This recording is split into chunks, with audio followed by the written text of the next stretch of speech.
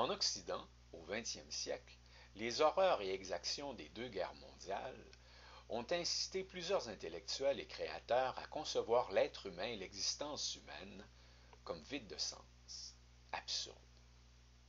Albert Camus, dans le mythe de Sisyphe, mentionne différentes attitudes à adopter devant cette absurdité, dont la fuite, la révolte et l'engagement.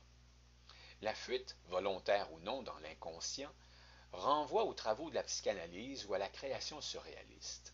L'engagement se retrouve dans les œuvres philosophiques et littéraires des existentialistes tels Camus et Sartre. La révolte, par la dérision du sens, pourrait être illustrée par les pièces absurdes d'Eugène Ionesco ou la série télévisée tout aussi absurde La petite vie de Claude Meunier. L'existentialisme et l'absurde illustrent la vacuité en soi de l'existence humaine. Les personnages mis en scène peinent à communiquer ou à atteindre leur but. Dans Huis clos de Jean-Paul Sartre, trois personnages sont installés dans une chambre de l'enfer, en raison de leur lâcheté respective.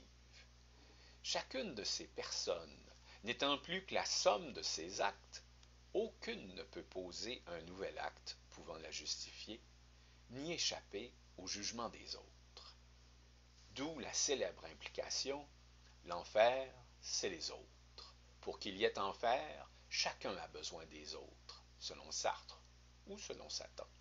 Et les personnages finissent par accepter de jouer le jeu jusqu'au-delà de la fin de la pièce. Dans La cantatrice chauve de Jeanne Ionesco, la situation des personnages semble davantage loufoque.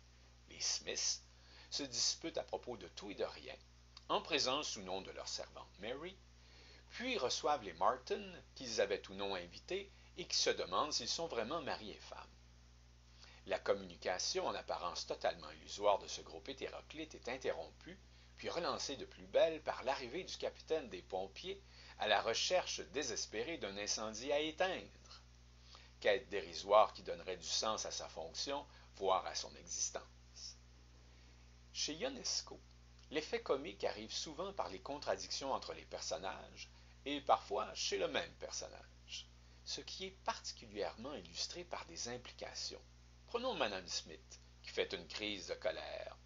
« Ne m'envoie plus ouvrir la porte! Tu as vu que c'était inutile! L'expérience nous apprend que lorsqu'on entend sonner, c'est qu'il n'y a jamais personne! » Madame Martin d'appuyer. « Jamais! » Monsieur Martin de nuancer. « Ce n'est pas sûr. » Monsieur Smith. « C'est même faux! La plupart du temps, quand on entend sonner à la porte, c'est qu'il y a quelqu'un. » Pour Madame Smith, si on sonne, alors il n'y a personne. Pour son mari, intervenant après M. Martin, si ce n'est pas sûr, alors c'est faux. Si on entend sonner, alors il y a quelqu'un. Mais dans cette quête dérisoire d'avoir raison à l'occasion de cette communication illusoire, qui peut dire vrai? Mes étudiants et moi nous posions cette question un petit matin d'automne dans un établissement carcéral. Comme les personnages de Sartre, nous étions enfermés ensemble dans un local où l'on ne pouvait entrer qu'en sonnant. Un coup pour avoir accès au cégep, deux coups pour avoir accès à M. M, l'autre occupant des lieux, responsable de certaines formations pour les employés du service correctionnel.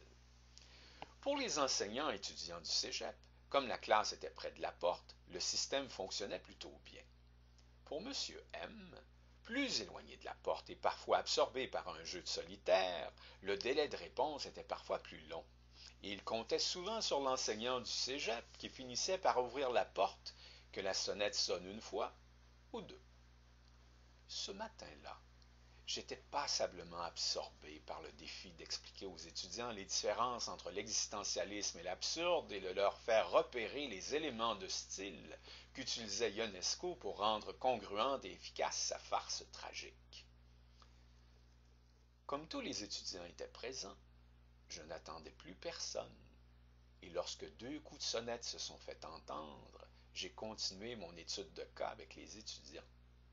Quand M. M a fini par délaisser son solitaire et s'est rendu à la porte, en l'ouvrant, il a constaté qu'il n'y avait plus personne. Les étudiants ont alors dit en chœur « On On a compris, Luc. Quand ça sonne, il n'y a jamais personne. Nous avons tous éclaté de rire. Tous. Même M. M, qui a ainsi partagé avec nous un moment d'absurdité et, pourquoi pas, d'humanité. N'avait-il pas contribué à faire comprendre, dans ce huis clos, la congruence des dialogues de la cantatrice chauve?